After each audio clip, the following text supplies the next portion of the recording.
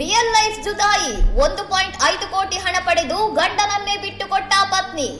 ಭೋಪಾಲ್ನ ಕೌಟುಂಬಿಕ ನ್ಯಾಯಾಲಯದಲ್ಲಿ ವಿಚಿತ್ರ ಡಿವೋರ್ಸ್ ಪ್ರಕರಣವೊಂದು ನಡೆದಿದ್ದು, ಇಬ್ಬರು ಮಕ್ಕಳ ತಾಯಿ ತನ್ನ ಪತಿಯನ್ನು ಆತನ ಪ್ರೇಯಸಿಗೆ ಒಪ್ಪಿಸಿ ವಿಚ್ಛೇದನ ಪಡೆದಿದ್ದಾಳೆ. 42 ವರ್ಷದ ವಿವಾಹಿತ ವ್ಯಕ್ತಿ ತನ್ನ ಇಲಾಖೆಯ 54 ವರ್ಷದ ಹಿರಿಯ ಅಧಿಕಾರಿಯೊಂದಿಗೆ ಪ್ರೇಮ ಪಾಶಕ್ಕೆ ಸಿಲುಕಿದ್ದ. ಅಪ್ಪನ ಈ ಸಂಬಂಧದಿಂದ ಬೇಸತ್ತ ಮಗಳು ಕೋರ್ಟ್ ಮೆಟ್ಟಿಲೇರಿದ್ದಳು.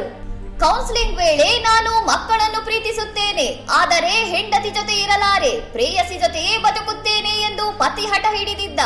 ಕೊನೆಗೆ ಮಕ್ಕಳ ಭವಿಷ್ಯಕ್ಕಾಗಿ ಪತ್ನಿ ಒಂದು ಡ್ಯೂಪ್ಲೆಕ್ಸ್ ಫ್ಲಾಟ್ ಮತ್ತು 27 ಲಕ್ಷ ನಗದು ಸೇರಿದಂತೆ ಒಟ್ಟು 1.5 ಕೋಟಿ ಮೊತ್ತದ ಬೇಡಿಕೆ ಇಟ್ಟಿದ್ದಳು.